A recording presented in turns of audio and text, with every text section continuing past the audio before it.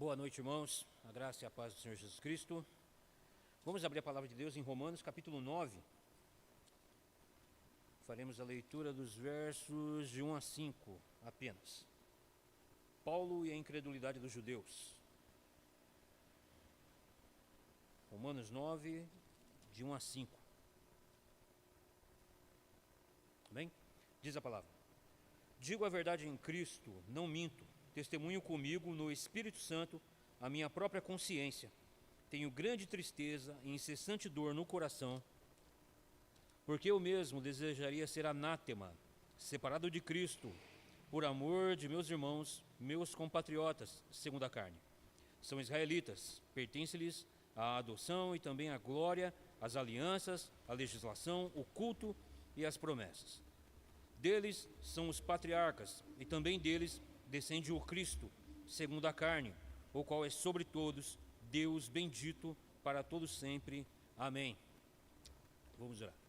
Soberano e eterno Deus, maravilhoso Pai, eu dou graças, Senhor, por este privilégio que o Senhor me concede, de apesar de mim, o Senhor me conceder este privilégio de poder falar em Cristo, para a honra e glória do Teu santo nome, para o Teu santo povo, para que nós possamos crescermos juntos na graça, no conhecimento da Tua vontade, para o louvor da Sua glória.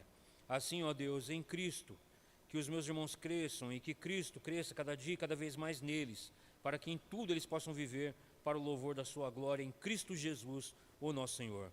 Não somente os que estão aqui conosco, mas também os que nos assistem pelas redes sociais, os que se encontram nas suas casas.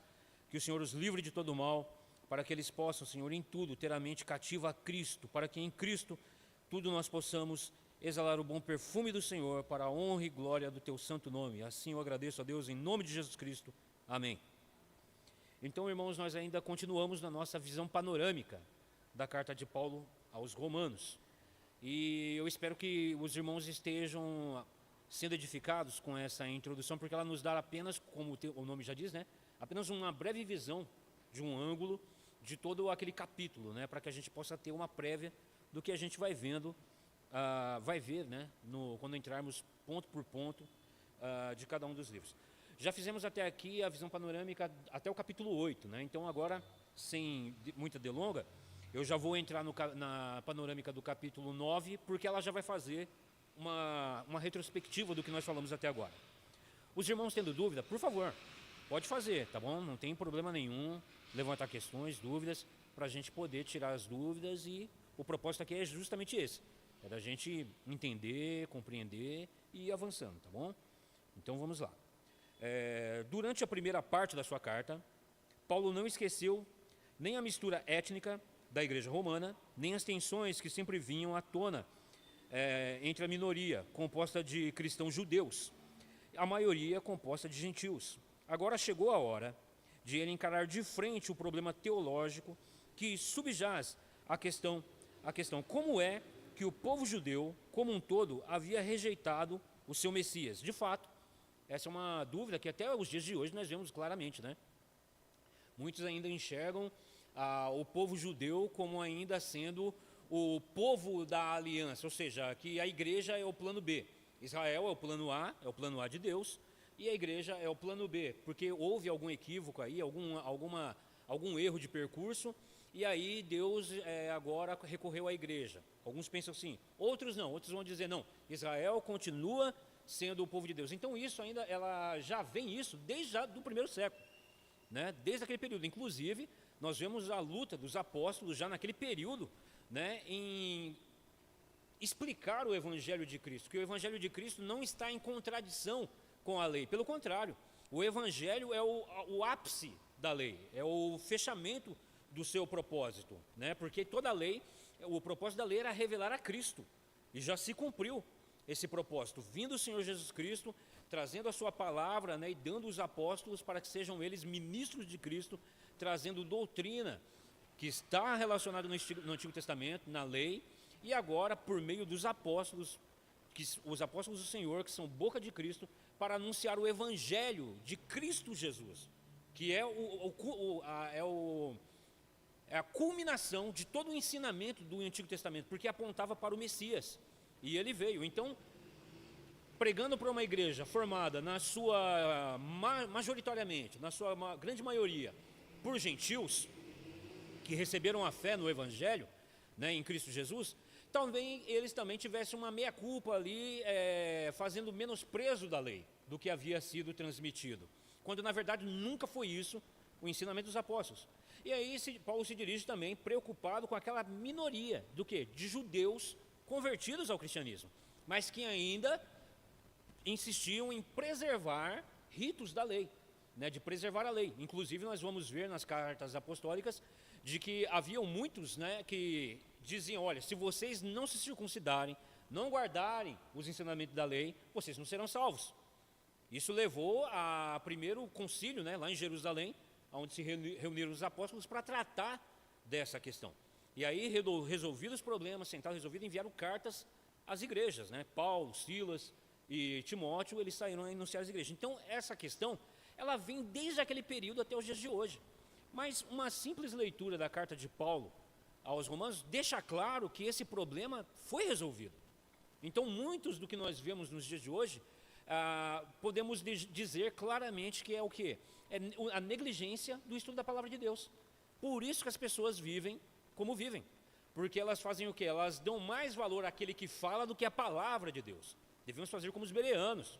Não é pelo simples fato de termos um líder religioso ensinando que os irmãos não vão conferir na Escritura, né?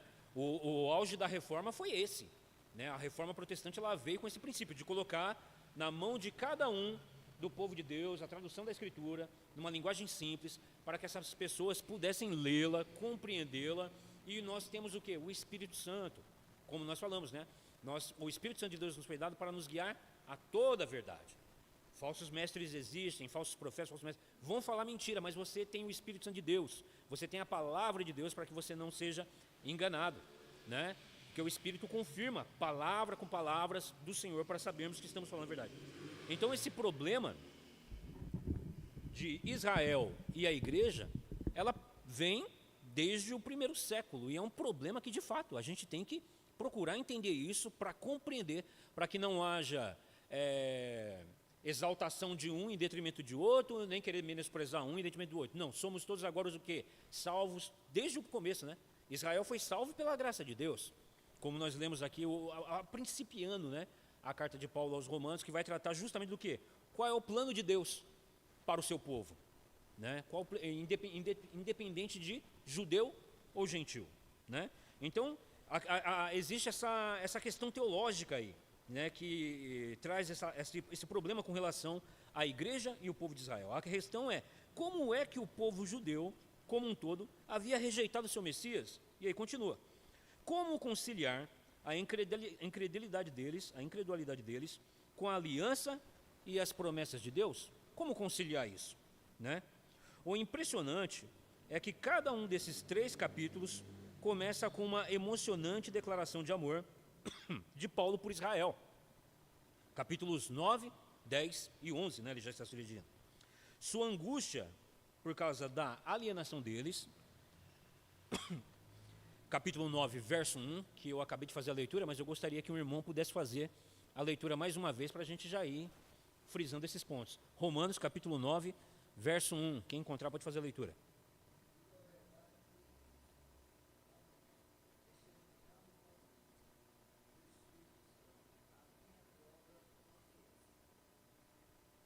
Amém. Então nós vemos aí que a consciência de Paulo pelos irmãos judeus na igreja de Roma. Seu anseio por sua salvação, Romanos 10:1. Paulo anseia pela salvação do seu povo. Romanos 10:1. Quem pode fazer a leitura?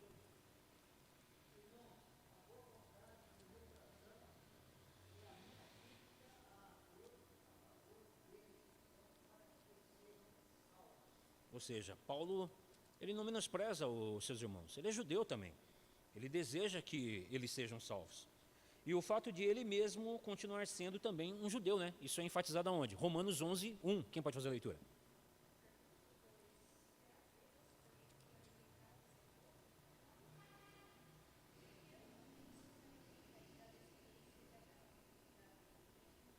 Amém. Então você vê aí que Paulo é judeu, ele tem preocupação com seus irmãos e ele não está dizendo, não, Israel, passou o tempo, acabou, Não vai ser salvo não, agora o plano B. Não, de jeito nenhum. O desejo do apóstolo, assim como o desejo da igreja, deve ser o quê? A salvação de todos, independente de etnia, de crença. Nós devemos orar para que todos sejam alcançados pela graça de Deus, tenham as escamas dos seus olhos com relação às falsas crenças, porque até nós, né? Lembra de Romanos 5, que nós fizemos o panorama? Como foi que Deus nos justificou? Quando nós éramos ímpios. A gente era ímpio, não era crente. Que mérito que a gente tinha para apresentar? Nenhum. Quais eram as nossas crenças? As mais diversas. Signo, horóscopo, as coisas mais, né? mais fajuta. Então, assim, a oração de Paulo para o seu povo é para que sejam salvos, porque eles mostram que têm zelo pelas coisas de Deus, mas não com entendimento. Não com entendimento. O zelo deles é um zelo de valor próprio, é um zelo de ego, é um zelo de ego. E por isso, Paulo tinha esse mesmo zelo. É um homem que fala, né? Até brinquei aqui com os irmãos, né? Ele tem lugar de fala, como o pessoal fala, né? Ele é judeu, ele disse aqui, eu sou hebreu de hebreus, ele é da tribo de Benjamim.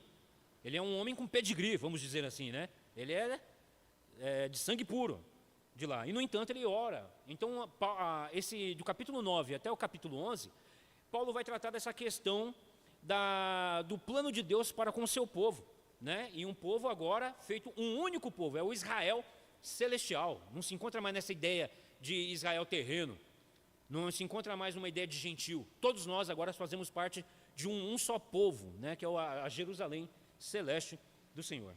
Então, no capítulo 9, Paulo defende a fidelidade da aliança de Deus. Ele fundamenta sua defesa dizendo que as promessas de Deus não se destinavam a todos os descendentes de Jacó. Como assim, né? Não se destinavam a todos os descendentes de Jacó, mas sim a um Israel dentro de Israel. Olha que interessante.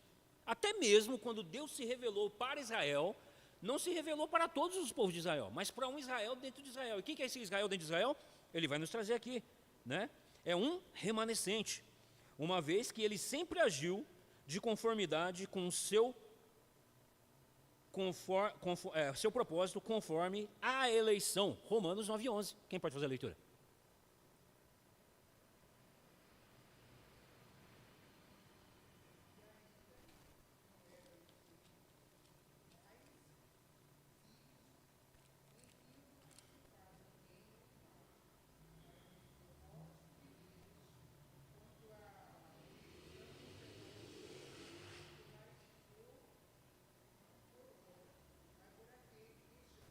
Amém. Então você vê que mesmo dentre o povo de Israel, a quem Deus se revelou, sempre foi os eleitos de Deus que haveriam de ouvir a palavra de Deus e crer. Você percebe? Isso é maravilhoso, irmãos. Isso tira qualquer peso de mérito, de qualquer circunstância, de qualquer lugar que você nasceu, de qualquer igreja que você frequenta. Depende do quê? Da graça, da misericórdia de Deus mediante a sua graciosa eleição. A doutrina da eleição. Dentre mesmo o povo de Israel, nem todos, a fé não era de todos do povo de Israel. Fato é que nós vemos que muitos falsos profetas se levantaram no meio do povo de Israel. Né? Falsos profetas, adoração de falsos ídolos, muitos viraram as costas para o Senhor e se voltaram a falsos deuses. Né? Como pode? O povo que recebeu, os profetas, boca de Deus, receberam a Sagrada Escritura, viram sinais no sair do mar. Estava agora conversando com o irmão Daniel com relação a isso. Deus chamando, em toda a Escritura, você vê o Senhor chamando a atenção do seu povo, o povo de Israel, o povo da aliança, dizendo: em que momento foi que eu enfadei vocês? Lembre-se de que eu os tirei da terra do Egito, da terra da escravidão, para o povo de Israel, não está falando para gentil, está falando para eles. E, no entanto, eles não creram. E por que não creram? Porque não era de todos, mas dos eleitos.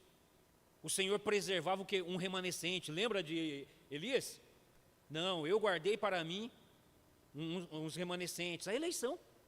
O Senhor, nós vemos aí o quê? A perseverança dos santos. Essa doutrina, até mesmo no meio dos reformados, eles dizem que a maneira como ela é nominada está errada. Porque dá a entender que é nós quem perseveramos, mas não é isso, é Deus quem persevera em nós. Porque se o Senhor não perseverar em nós, a gente debanda. A gente debanda. Então essa doutrina deveria ser chamada como a perseverança de Deus em nós. Não é a perseverança dos santos, mas a perseverança de Deus nos santos. Essa é a doutrina da perseverança. Então nós vemos aí que o Senhor preservou do próprio povo de Israel um povo guardado para si. Por meio do quê? Um povo remanescente, porque foram chamados segundo a eleição de Deus. Foi Deus quem os elegeu, foi Deus quem, perseverando nele, os guardou. Não era eles porque pertenciam a Israel, não eram eles porque tiveram a arca, não eram eles porque preservaram, receberam o mandamento, a lei, receberam as sagradas escrituras, tinham os profetas, nada disso importa. O que importa é a aliança de Deus com o seu povo eleito, com o seu povo eleito. Então, nem todo o israelita foi salvo. Isso causava alegria em Paulo? De jeito nenhum. Qual é a oração dele? O desejo do meu coração é para que sejam salvos. Porque até mesmo Paulo não sabia quem era eleito e quem deixava de ser. A ele foi dado o quê? O poder de pregar a Jesus Cristo. Como você vai ver, lendo a introdução das epístolas, você vai ver Paulo, apóstolo de Cristo, principalmente em Tito. Ele deixa bem claro. Chamado para ser apóstolo de Cristo, para pregar o evangelho, a fé que é dos eleitos. Ele veio para pegar a fé que é dos eleitos. Há alguma aqui soberba nessa forma que Paulo se coloca? De jeito nenhum. É fato, é a vontade de Deus revelada, de que somente os eleitos de Deus crerão. É o próprio Cristo quem diz, né? Todo aquele que o Pai me dá, esse virá a mim. E todo aquele que vir a mim, de maneira nenhuma o lançarei fora. É o próprio Cristo falando que não é pela vontade do homem que vai a ele. Ninguém vai a ele senão pelo Pai. Pelo Pai. E como saber quem são esses que o Pai o deu? Somente mediante a pregação do Evangelho. O Espírito Santo de Deus trará convicção de pecado. Essas pessoas serão aquebrantadas e elas virão aquebrantadas ao Senhor em arrependimento. Percebe? É isso que a doutrina da eleição ensina. De que há um povo. Há um povo. Nós vamos ver o Senhor Jesus Cristo de novo, mais uma vez ensinando. Olha, no meio da igreja, no meio do trigo tem o joio. Parece trigo, mas não é. Pede para nós tirar? Fala para não arrancar? Não. Fala, deixa lá. Naquele dia eu enviarei os meus anjos e eles separarão o joio do trigo. Não compete a nós. Hoje em dia está cheio de ceifeiro. Todo mundo quer saber quem que é o joio e já quer tirar do meio da igreja. Compete ao Senhor. Compete ao Senhor isso. Nós compete o quê? Orar e pedir para que o Senhor salve, para que o Senhor transforme. Porque eu tenho muita gente incrédula na minha família. Qual é o desejo então de mim para com a minha família e dos irmãos para com a família de vocês? É que sejam salvos. Você quer que o seu parente morra perdido na condenação eterna? A gente quer que o nosso vizinho morra perdido na condenação eterna? A gente quer que os nossos colegas de trabalho que são incrédulos, que a gente ouve todo dia, piada, um monte de coisas. Não, a gente era do mesmo jeito. Então eu tenho que fazer o quê? Senhor, o desejo do meu coração é para que sejam salvos. É para que o Senhor salve. Então isso se pode ver não apenas no fato de Deus haver escolhido Isaque ao invés de Ismael. De novo voltando, quando Paulo fala, né? Porque até mesmo no meio do povo de Israel, o Senhor prevaleceu o quê? A eleição de Deus. De maneira que o Senhor diz, né? O mais novo governará sobre o mais velho. É a vontade de Deus. Paulo vai entrar nos pontos aqui que é espinhoso. Espinhoso no quê? No ego humano. Porque, na verdade, é a realidade da verdade de Deus revelada para nós. E muitas das vezes, a doutrina bíblica, a doutrina do Senhor que Ele nos apresenta, incomoda na maior parte, a maioria dos crentes.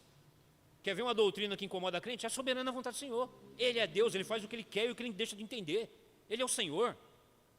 Nós compete, irmãos, nem tudo nos foi dado a conhecer.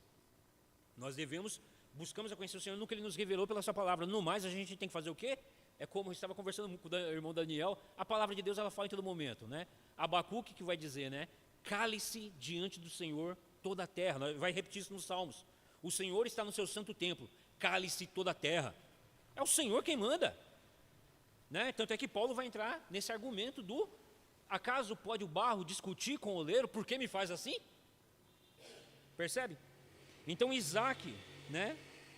Isso se pode ver não apenas no fato de Deus haver escolhido Isaque ao invés de Ismael, e Jacó ao invés de Esaú, mas também no fato de ele ter tido misericórdia de Moisés e ao mesmo tempo endurecido o coração de Faraó.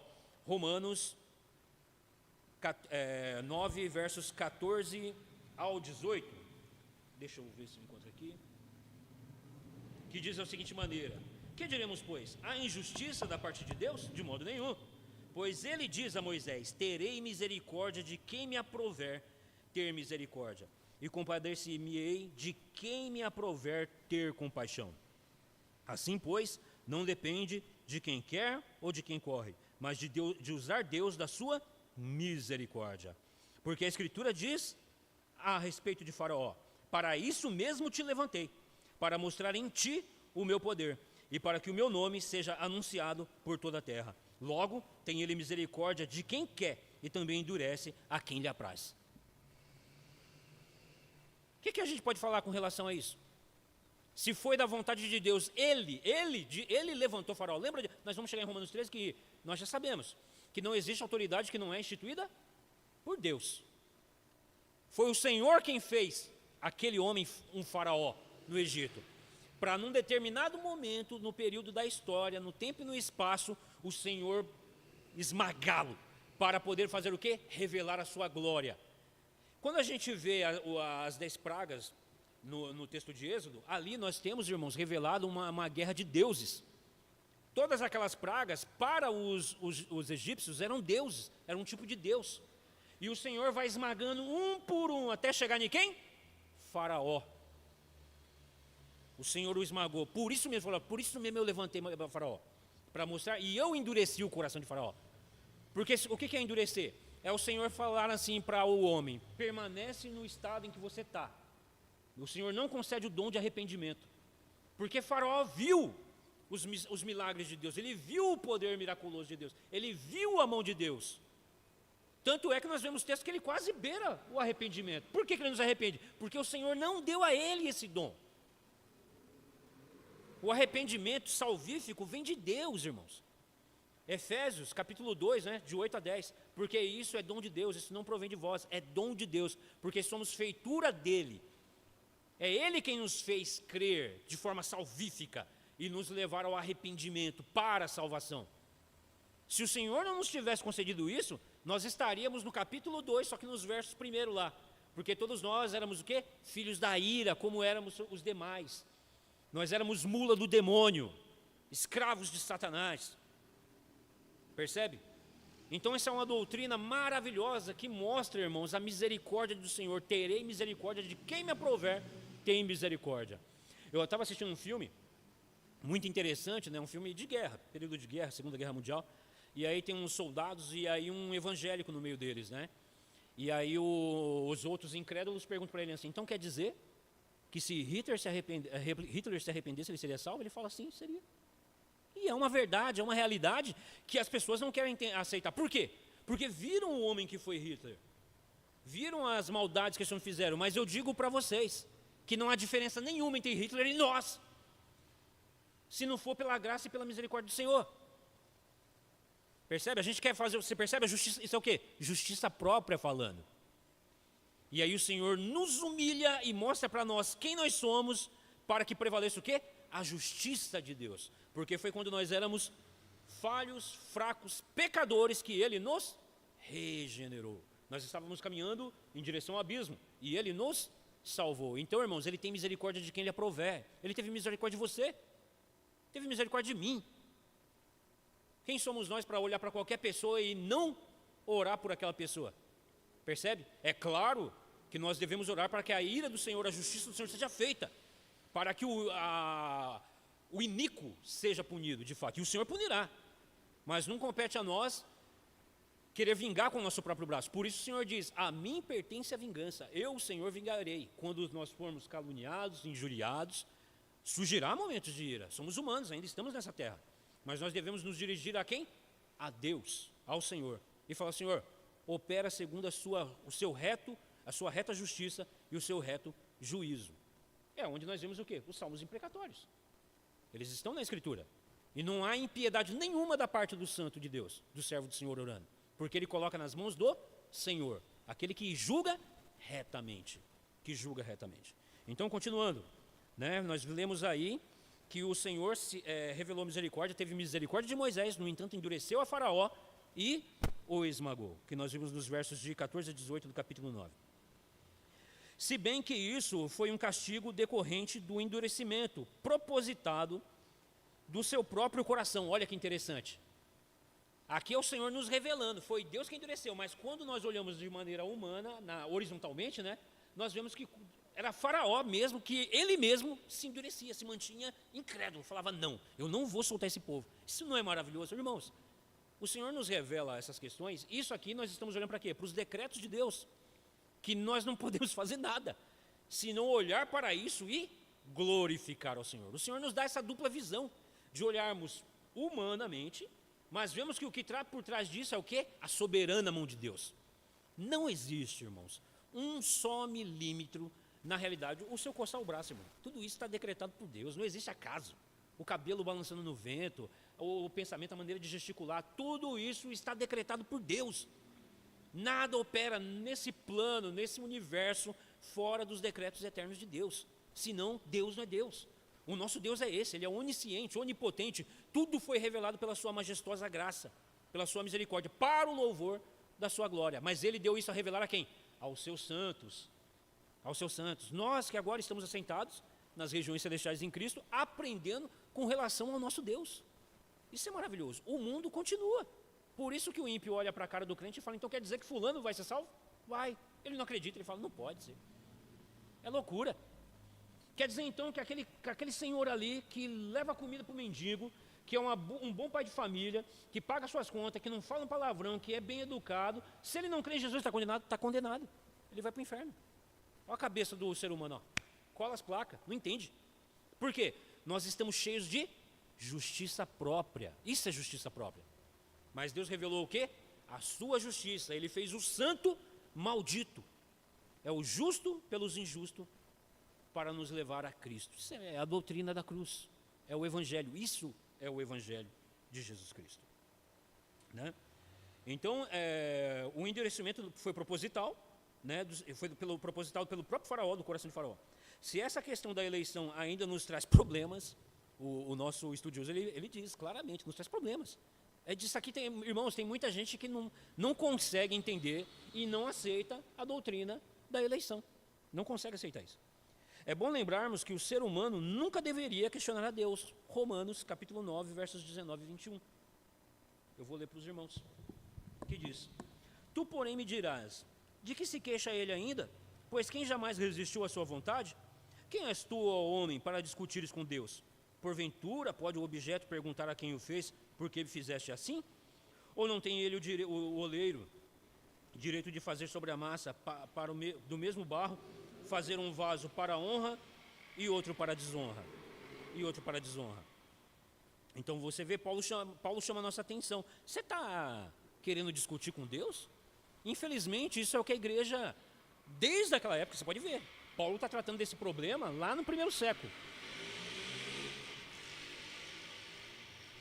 E esse é um problema que ele persiste na história da igreja, de lá até aqui.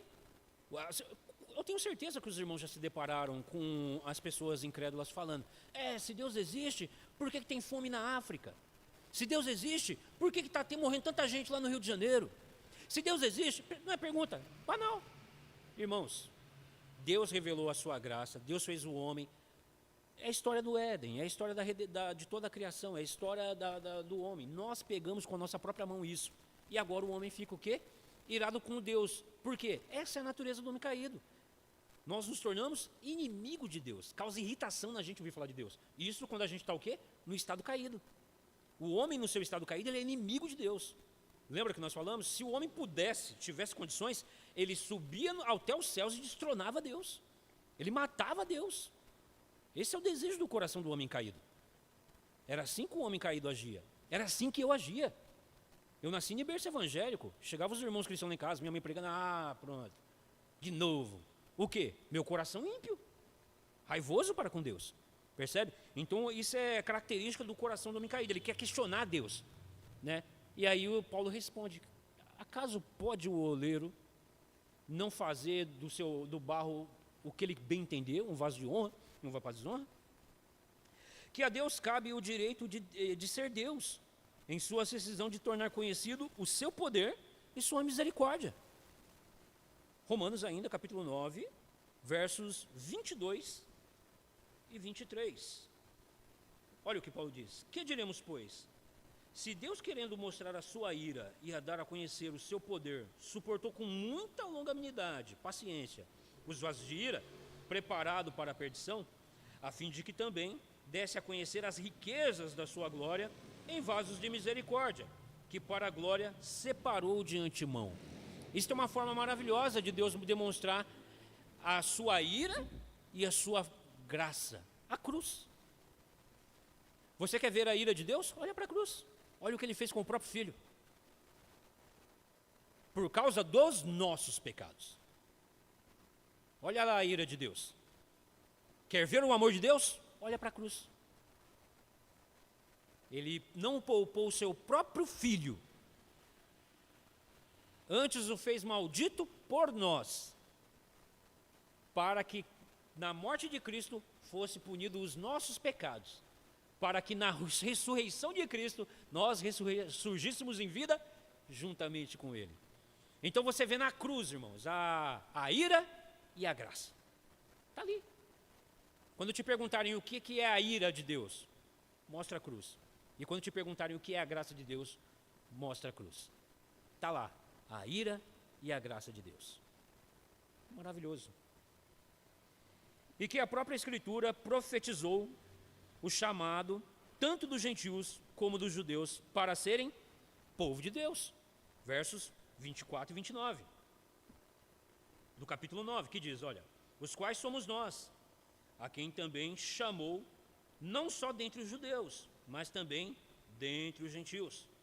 Assim como também diz em Oséias, chamarei povo meu ao que não era meu povo, e amada a que não era amada. Está lá nos profetas.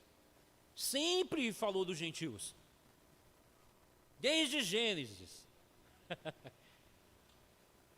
E por que Israel se achou? Porque eles não entenderam. Eles acharam que eles eram a última bolachinha do pacote. Não, Deus é nosso, vamos engessar Deus e é nosso e acabou. Não é mais de ninguém, quando a Escritura o tempo todo revelou. Né? Paulo ele traz sobre si mesmo, quando ele está pregando lá em Atos. Né? Ele está pregando, acho que na Ásia. E ele diz, porque para isso mesmo o Senhor nos levantou, para sermos luz para os gentios. Luz para os gentios, para pregar o Evangelho. Porque esse sempre foi o propósito de Israel. O Senhor levantou um povo para ser o quê? Luz para os gentios. Luz para o mundo. Porque Deus, isso vem em João 4, né? Porque a salvação vem dos judeus. Isso é o próprio Cristo falando com relação a Ele mesmo. Pode falar, minha irmã, pode fazer a pergunta.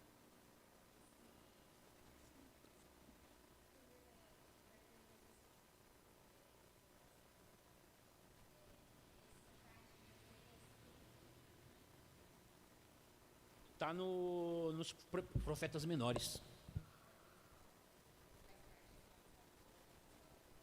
Não, eles têm a Taná, né?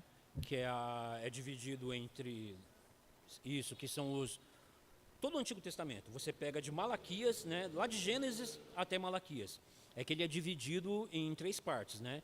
Você tem a Torá, que vai até Deuteronômio. Aí você tem os livros, os escritos de sabedoria, que corresponde aos poéticos e aos provérbios. E depois você tem os profetas, que vai dos profetas maiores, né, Isaías, e passando por Jeremias, Ezequiel, até os profetas menores, que são Daniel, Miqueias, Malaquias. Então compreende. Então, antigamente, essa ideia de capítulos e versículos, ela é nova. Ela surgiu século XVII, século XVI, XVII, por aí. Pode falar mesmo. Isto. Então toda a Escritura, como nós já falamos, né? Como se interpreta a Bíblia? A Bíblia se interpreta por ela mesma. Um texto obscuro, ele é entendido à luz de um texto mais claro, né? Já estava... Como se chama o nome do livro deles mesmo? Na Taná. Estava na Taná. Está na Taná. Está na Taná. Também o Oséias. Oséias, também está em Oséias. Ou seja, realmente eles Não liam, não entenderam. não queriam entender. Inclusive, né, o apóstolo Paulo, ele mesmo, né, sendo hebreus de hebreus, quanto à lei fariseu, da tribo de Benjamim, ele era um estudioso, ele era um rabino, ele era um mestre da lei, Paulo, né? E, no entanto, ele não tinha compreensão da Escritura com relação ao Cristo. É lá no caminho de Damasco, quando o Senhor, ele tem um encontro com o Senhor, que depois da sua conversão, Paulo, ele tem um período de discipulado com o Senhor Jesus Cristo, o mesmo período que os outros apóstolos tiveram. Ele vai falar isso lá em Gálatas. Um outro momento nós vamos ver a respeito disso, mas o Senhor Jesus Cristo sentou com Paulo e falou: Paulo, vamos ler a Bíblia? Vamos ler a Bíblia. O Senhor leu a Bíblia com Paulo, e aí depois nós vamos ter lá em Atos, capítulo 9, mostrando que Paulo cada vez mais se fortalecia, né? E ele demonstrava por meio do quê? Da Escritura, que esse Jesus é o Messias prometido nas Sagradas Escrituras, ou seja, em toda ela. Inclusive até mesmo porque no período apostólico ainda não se tinha, né, a plenitude do Novo Testamento. Eles pregavam o Evangelho pelo Antigo Testamento. Era pelo Antigo Testamento que anunciava Cristo. É por isso que nós devemos estudar a Escritura no todo. Não existe essa de o Antigo Testamento caducou. A lei cumpriu o seu propósito com relação à revelação de Cristo, sim, mas ela ainda é útil para todo ensino. O que Paulo fala em Timóteo, capítulo 2, né? 2 Timóteo, capítulo, eu acho que no capítulo 4, que ele fala: toda a Escritura é inspirada por Deus, né? Isso, toda a Escritura, ela é inspirada por Deus e útil para o quê? Para o ensino, para a exortação, para a correção, para que todo homem de Deus seja plenamente instruído na verdade de Deus, na sua palavra. Então os judeus, eles já tinham. Essa pergunta que a irmã Érica fez, ela é muito importante, porque tem muitas pessoas que falam: mas eles não sabiam disso. Não, eles tinham. Inclusive, quando o Messias, quando Herodes quis matar o Messias, a quem que ele foi? Ele recorreu aos teólogos da época, ele foi aos fariseus e falaram: aonde diz na Escritura que vai nascer o Messias? Aí eles: opa, está escrito aqui, ó, no livro do profeta Miqueias. Aí eu olhei, tá em Belém de Judá, em Belém, olha aí, ele foi na Escritura. Percebe? Então eles tinham discernimento com todas essas coisas, mas não, quando o Messias veio, eles não creram, quiseram matá-lo. Mas por quê? Porque, de novo, eles olhando horizontalmente, né? Eles humanamente falaram: não cremos, esse homem é um charlatão, é um falso mestre. Mas Deus nos revela a sua soberana mão quando os apóstolos eram: Senhor, fizeram tudo o que a tua mão havia predestinado. Se levantaram contra o Senhor e contra o seu ungido. Está lá em Atos. Você vê que maravilhoso? A doutrina nos traz a palavra de Deus nos traz a revelação da soberana mão de Deus por trás de todas isso. E quando fala endureceu, o que é Deus endurecer? É Deus deixar o homem no estado que ele está, no seu estado natural, adâmico. Porque fomos nós que escolhemos. Lembra lá no Éden? O Senhor falou: no dia em que dessa árvore comer, certamente morrerás. A gente foi, tem que falar a gente, porque nós estávamos em Adão. Porque a gente pode falar, né? Ó, Adão fez lá o erro dele e eu que estou pagando o pato, né? Não, a gente estava em Adão. Então Adão, nós desobedecemos em Adão e morremos. Aí o Senhor, pela sua graça e pela sua misericórdia, fez o quê? Trouxe Adão da sepultura. Isso é justificação. De maneira que houve o derramamento de um inocente. E o Senhor o cobriu com peles. Porque Adão tinha se cobrido com o quê? Com folhinha, né? Roupinha de folhas. É o homem com sua justiça própria. Está tudo na Escritura. Desde o Éden, o Senhor revela quem nós somos depois da queda. Mas aprove a Deus no decorrer do tempo, na história da humanidade, salvar alguns da perdição. O Senhor é injusto e deixar os outros na perdição? Não, eles escolheram. Assim como nós escolhemos. E o Senhor agiu por pura misericórdia e nos resgatou da sepultura. O que a gente faz diante disso? Dobra o joelho e glorifica a Deus. Agradece ao Senhor. Ao mesmo tempo que é o Senhor, eu não consigo. Ah,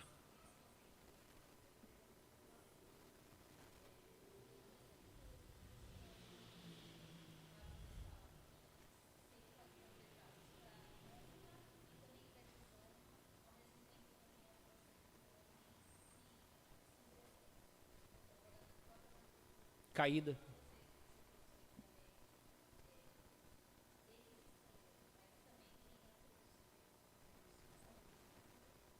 É aquela muito alto. Mas então, é exatamente isso. Mas Deus não é o culpado. O homem escolheu livremente. O homem escolheu isso livremente. Nós temos esse discernimento com relação ao soberano decreto, à vontade de Deus, porque o Senhor revela por meio do Evangelho ao seu povo, por meio do Espírito Santo. Nós temos discernimento dessa doutrina e glorificamos a Deus por causa disso. Dos calvinistas e dos arminianismo, não sei como que é. Mas eles falam sobre não dá para escolher. Está muito alto, eu acho. Falam que os arminianos, eles defendem a parte de que você pode escolher ser salvo, ou eu escolho amar a Deus, por exemplo, e o calvinismo é totalmente diferente. Isso. Só que talvez por conta... Eu não estudei a fundo, mas talvez por conta disso que deve ter se sustentado. Quando fala que, ao mesmo tempo, é uma responsabilidade humana ali também. Sim. Né? O homem é responsável. É polêmico. Esse é um ponto que ele não é difícil, porque a Escritura deixa claro essa relação desse ponto. Muitas das pessoas que entram nessa divergência, que nem, por exemplo, isso surgiu lá no século XVII, no século XVII, por meio dos remonstrantes, né? Que eram os discípulos de Armínios. Eram os discípulos dele que defendiam essa ideia. O próprio Armínios não defendia. Ele trouxe o quê? Uma ideia com relação a esse ponto. E aí os seus discípulos começaram a defender esse ponto, que aí foi aonde foi chamado um concílio, né? E aí se reuniram para debater essa questão, e aí ela foi rejeitada como heresia. Hoje, de certa forma, há uma certa apaziguação, onde eles dizem que é um erro. Mas, na verdade, essa doutrina de que o homem pode escolher a Deus, ela é de fato uma heresia. Porque é só você olhar à sua volta. Por que então que as pessoas não aceitam? Entendeu? Eu lembro de uma vez eu conversando com um irmão arminiano e ele falou, né? Não, mas se for assim, então o homem é forçado a servir a Deus, se é a vontade de Deus que é soberana? Eu falei, irmão, eu vou te retornar a pergunta. Você é forçado a servir o Senhor? Ele falou, não. Eu falei, então está resolvido. Acabou.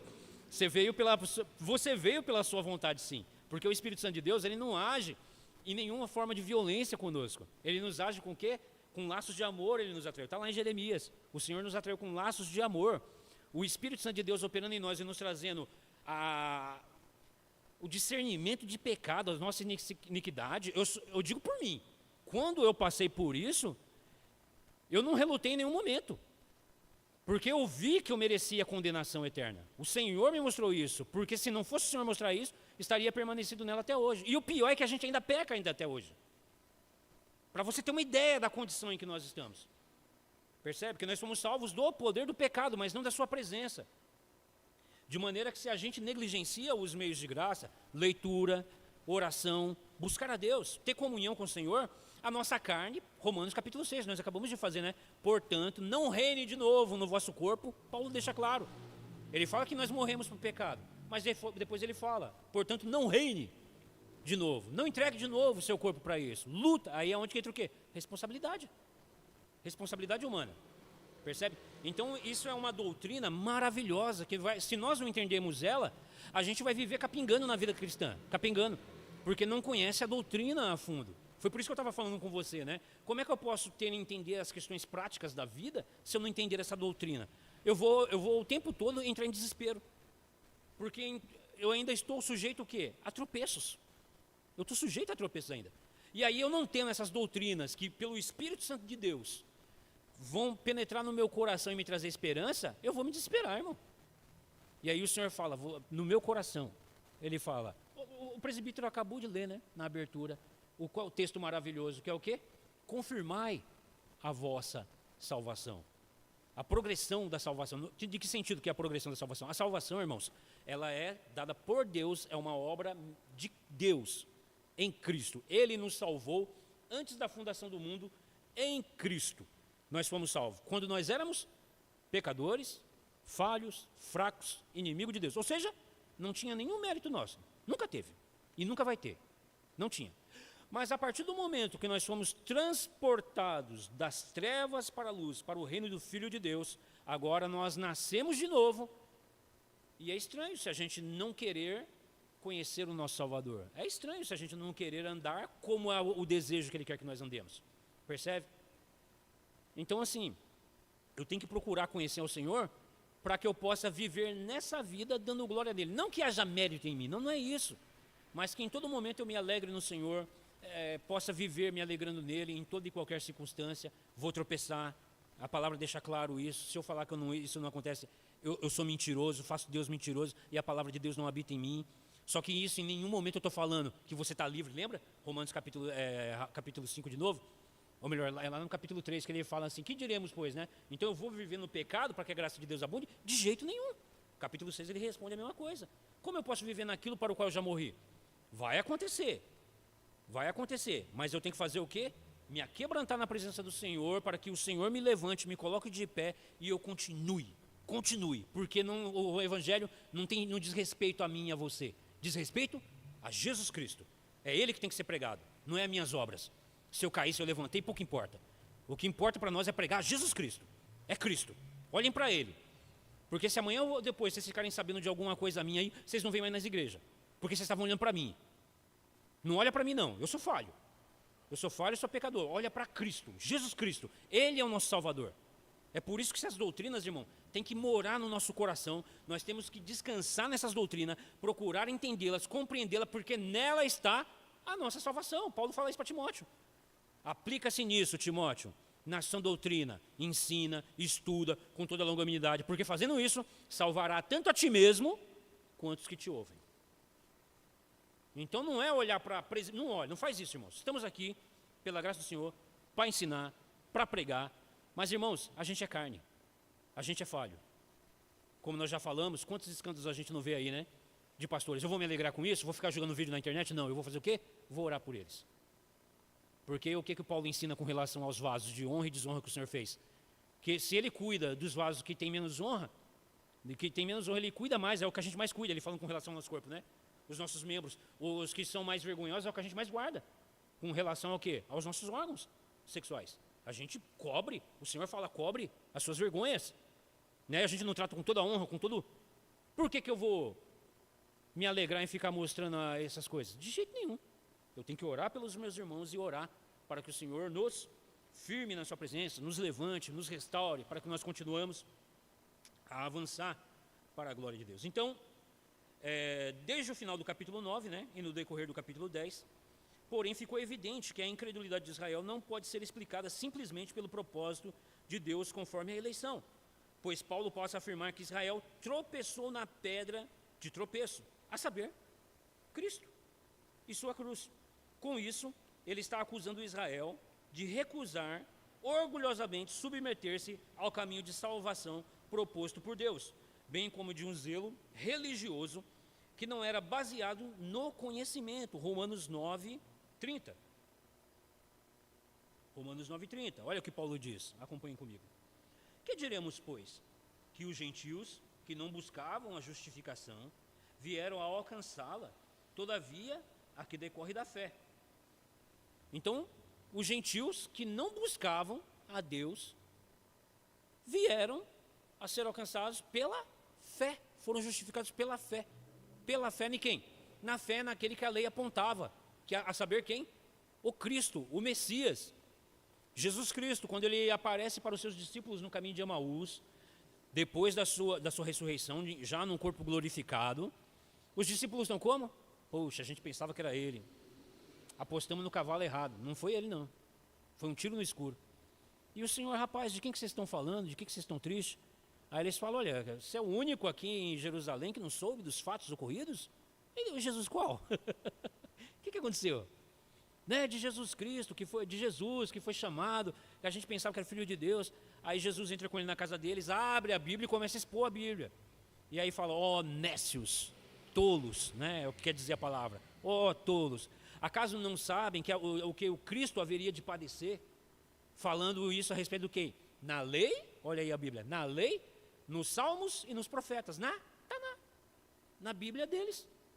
Aí, quando o Senhor vai embora, eles falam, acaso não nos aquecia o coração enquanto eles punham a Escritura? Você percebe? Aí eles, era o Senhor que estava aqui com a gente, é Ele. Percebe? Então isso é maravilhoso, a Bíblia toda falava deles, mas eles com o coração ainda por um determinado tempo endurecido. É por isso que o Senhor fala para os discípulos, olha, muita coisa eu tenho para vos dizer agora, mas no momento vocês não podem suportar.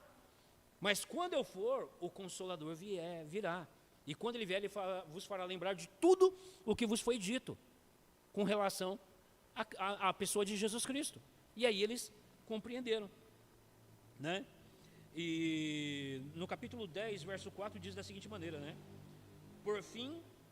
Porque o fim da lei é Cristo, para a justificação de todo aquele que crê. Quando fala porque o fim da lei é Cristo, é o propósito, porque o propósito da lei era apontar a Cristo, para que todo aquele que nele, para que todo neles cresce nele. Lembra que eu falei lá de Simeão? Simeão, ele estudava no Antigo Testamento. Não tinha Paulo, não tinha ninguém pregando ainda. E, no entanto, ele estava com o quê? A fé no Messias, na salvação de Israel. E quando ele viu o Messias, ele falou, Senhor, despede em paz o seu servo, porque os meus olhos agora viram a salvação de Israel. Os gentios se alegrarão nele. Ele fala isso, Simeão falando. Nele, os gentios se alegrarão. Ele sabia da promessa. Ele leu a Bíblia. Mas pelo quê? Pelas lentes do Espírito Santo de Deus, que mostrava Cristo para ele em toda a Escritura. Por quê? A salvação não é de todos. Percebe como essa doutrina, irmãos, ela nos humilha, nos coloca de joelhos. Não é para a gente se achar, como Paulo vai dizer lá no capítulo 11, né? Portanto, gentil, não fica se achando não. Porque você é o quê? Oliveira braba. Você foi enxertada na oliveira verdadeira. Oliveira verdadeira é Israel. E até para o Israel ele diz também, vocês também baixam a bola. Porque se vocês que são a legítima foi arrancada, percebe? Vocês foram arrancados. Então é para a gente, todo mundo, todos, tanto judeu quanto gentil, é colocado de igual maneira debaixo é chamado a calçar a havaiana da humildade, né? Vocês não têm nada de vocês. Foi o Senhor, pela sua soberana graça, pela sua misericórdia, que escolheu um homem lá que estava andando seguindo estrela. Que era quem? Abraão. Abraão era gentil, não era israelita. Lembra? Não existe Israel, era um gentil, pagão. O Senhor se revelou a esse homem, revelou suas promessas a esse homem, e ele creu. E isso lhe foi imputada para a justiça. E dele o Senhor deu as promessas de que haveria de fazer uma grande nação. E deu quem? Os patriarcas. E dos patriarcas você só vê o quê? Crime, pecado atrás de pecado, mas o Senhor, pela sua soberana graça e misericórdia, perseverava na vida daqueles homens. Um por um, irmãos. Você vê? Para que se cumprisse o propósito da semente de Jessé, que veria o Messias, Jesus Cristo, que seria o quê? Luz para toda a terra, para a salvação de todo o povo, para todo o seu povo, né? Tanto de judeus quanto de gentios. Paulo passa a constatar a justiça que é pela lei, com a justiça que é pela fé, como eu li aqui, valendo-se com muita habilidade de Deuteronômio 30, o acesso imediato a Cristo, que temos por meio da fé. Ninguém precisa sair por aí procurando por Cristo, uma vez que ele já veio, morreu e ressurgiu, e está perto de qualquer um que invoque o seu nome, né? Onde que Paulo diz assim, quem subirá ao céu para revelar a Cristo? Quem descerá à profundidade? Não, porque a palavra está perto de você, no seu coração. Percebe? É por isso que, irmãos, não tem essa de, nossa, eu tenho que ir lá em Israel, porque lá eu estou em solo santo, lá eu vou encostar no muro da lamentação e lá eu vou sentir a presença de Deus. Lembra da samaritana? A samaritana fala o que para o Senhor Jesus Cristo? Os judeus dizem que é em Jerusalém que se deve adorar. Nós, no entanto, adoramos no monte, Gerizim, né? Aí o Senhor diz, mas vem o tempo e já é chegado, em que os verdadeiros adoradores o adorarão em espírito e em verdade. Em espírito, o que é adorar em espírito e em verdade?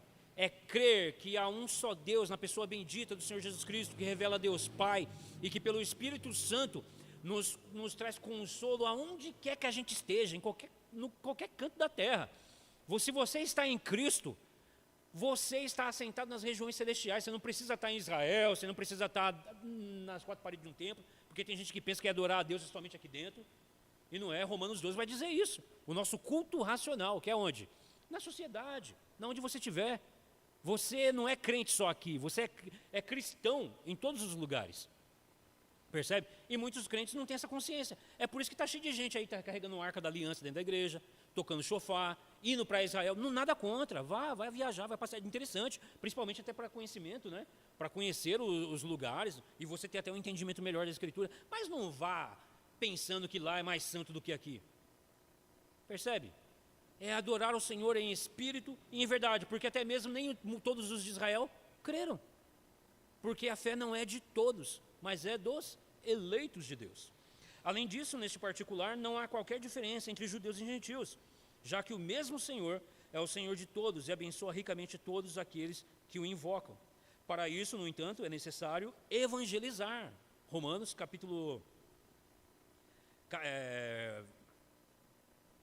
14, né, versos 14 e 15, ele vai tratar dessa questão. Né? Romanos 10, aliás, irmãos, me perdoa. Romanos 10, versos 14 e 15. Ó. Como, porém, invocarão naquele em quem não creram? E como crerão naquele de quem nada ouviram? E como ouvirão, se não há quem pregue? E como pregarão, se não forem enviados?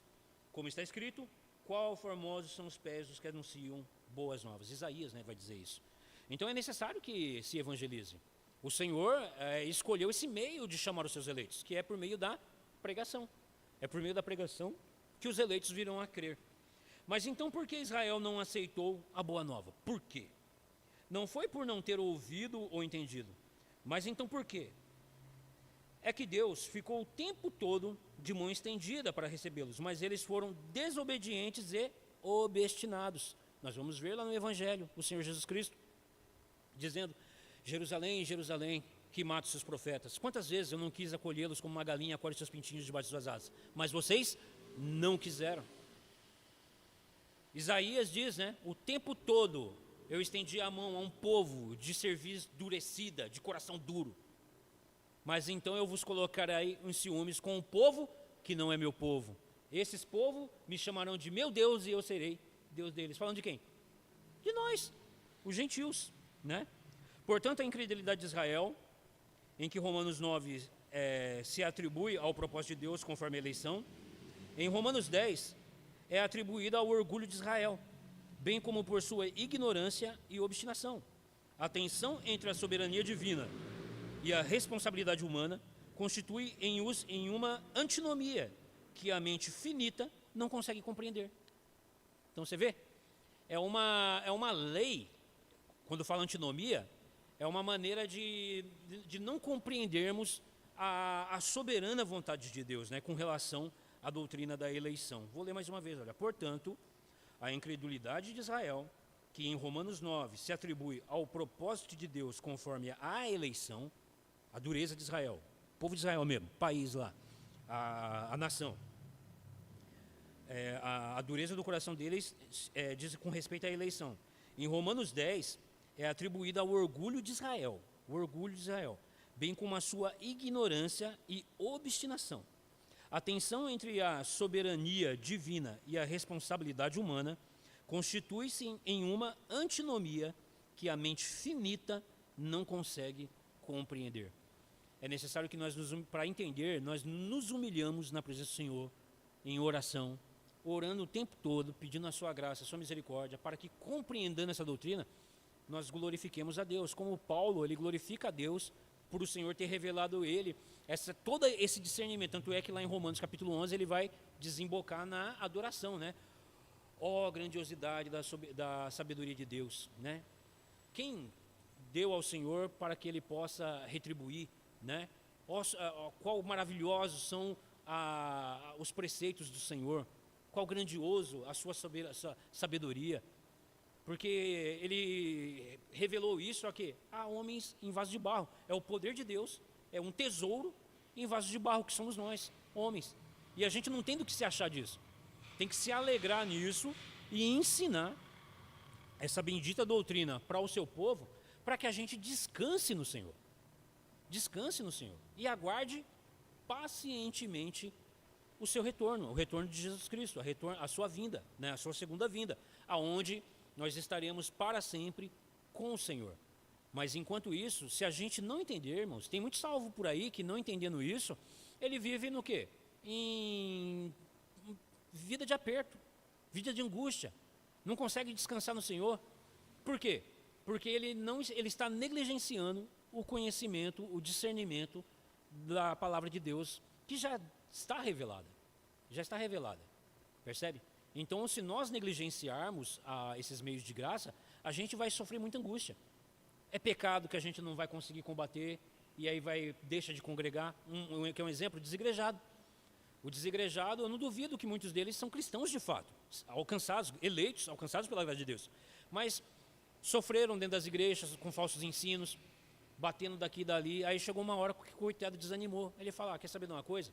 Eu continuo servindo ao Senhor, mas vou servir o Senhor do meu jeito. E aí vai para a internet, fala um monte de coisa, fala um monte de besteira, sendo que na verdade a gente tem que... Ele falou, não quero mais ir para a igreja não. Para quê? Em casa eu falei, não precisa não. Aí ela fala,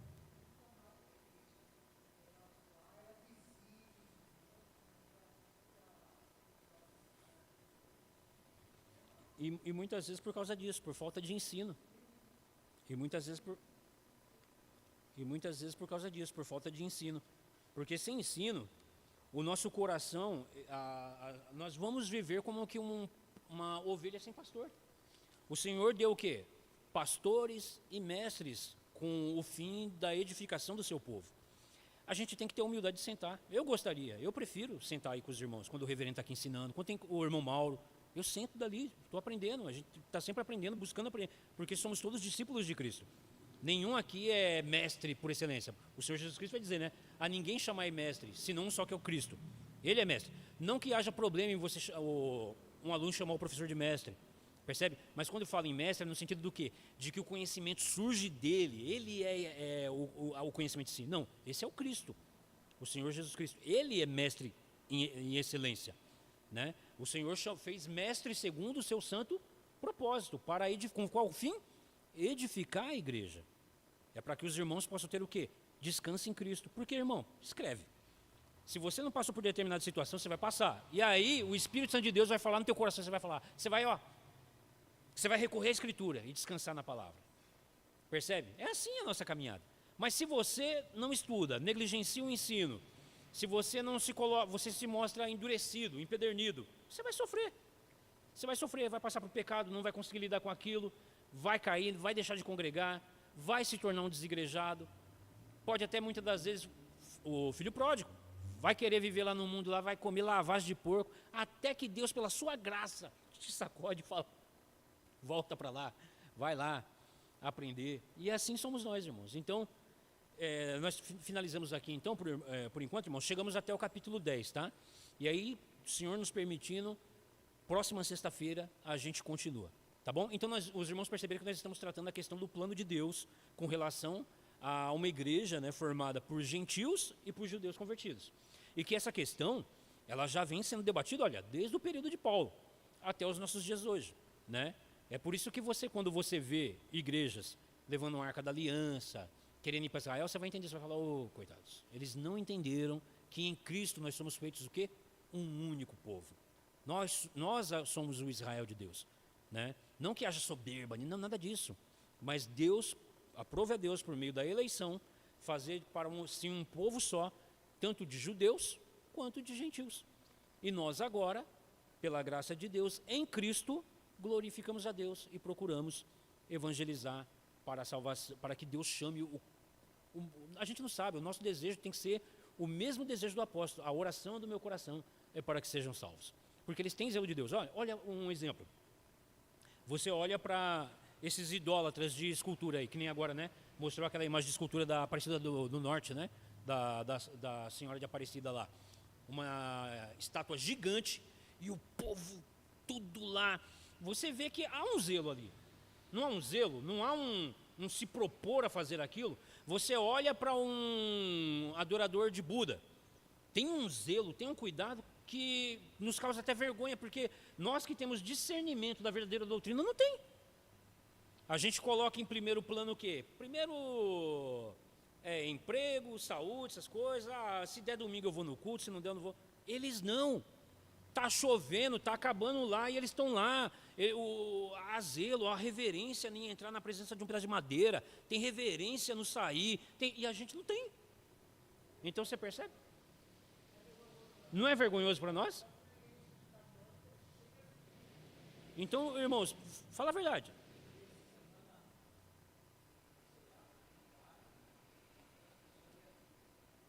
O novo Papa agora que entrou, ele decretou, olha, Maria não é corredentora e nem não é nem corredentora e nem é, esqueci agora a palavra, meu Deus do céu, me falha a cabeça, não é mediadora, comediadora, porque há só um mediador entre Deus e os homens, é Jesus Cristo. Nós devemos orar ao Pai em nome de Jesus, e somos dirigidos pelo Espírito Santo. Então você vê o Deus triuno operando na gente. Nós não devemos orar para que um santo interceda por nós. Quem intercede por nós é Jesus Cristo. João vai dizer, filhinhos, todavia, não pequeis, todavia, se pecarmos, temos advogado junto ao Pai, Jesus Cristo. Ele é a propiciação pelos nossos pecados. Ele é o nosso intercessor. Quando Jesus foi crucificado, que o véu se rompeu, o que quer dizer ali? Que antigamente só tinha acesso ao Santo dos Santos o sumo sacerdote. Então o véu do templo rasgou de cima e embaixo, mostrando, olha, agora todos têm acesso ao Pai, também por um sumo sacerdote, que é Jesus Cristo, está lá em Hebreus. Agora nós temos um sumo sacerdote que não precisa mais de revezamento no turno humano, porque antigamente no Antigo Testamento, os sacerdotes faziam revezamento. Agora não, nós temos um sumo sacerdote de uma vez para sempre, na presença de Deus. E ele não socorre a anjos, mas socorre aos filhos de Abraão, os filhos da fé, daqueles que têm fé em Jesus Cristo, que somos nós. Então, o Papa declarou, olha, Maria não é nem corredentora e nem comediadora, mas os católicos não aceitam. Por quê? Porque é zelo orgulhoso, é orgulho. A verdade lhes é apontada, e isso, irmãos, traz peso de juízo sobre eles. Isso traz peso de juízo. E isso coloca em xeque essa doutrina de que o Papa é infalível, porque se o Papa é infalível, eles não creem nisso, por que não obedecem? Porque eles estão dando a mínima, eles querem o quê? Fazer aquilo que o coração deles querem. É um coração idólatra. Eu preguei domingo agora passado, os irmãos viram, né? Olha, se ídolo, irmãos, se imagem de escultura fosse o problema, seria o menor dos nós, porque você pode ver, não tem nenhum aqui, mas vai mais além, é mais fundo, é orgulho. O nosso coração é uma fábrica de ídolo. A gente adora carro, emprego, conta bancária, cônjuge. A gente adora tudo, mas menos ao Senhor. É por isso que o nosso coração tem que estar em Cristo, irmão. Porque eu volto a repetir. Se os irmãos ficarem sabendo de alguma coisa, de um líder da igreja, qualquer que seja, os irmãos falam, eu não vou mais por causa daquele irmão. Não, olha para Cristo. Olha para Cristo. Ora por aquele irmão, vem para o culto, vai cultuar, vai adorar o Senhor, vai orar, clama pela igreja, clama pelo povo. Porque senão a gente está sendo o quê? Tão idólatra quanto. Estamos olhando para homem, estamos olhando para coisas feitas pela mão humana. Amém, meus irmãos? Então, nós finalizamos por aqui. Deus permitindo, sexta-feira que vem a gente dá procedimento. Amém? Passa a palavra.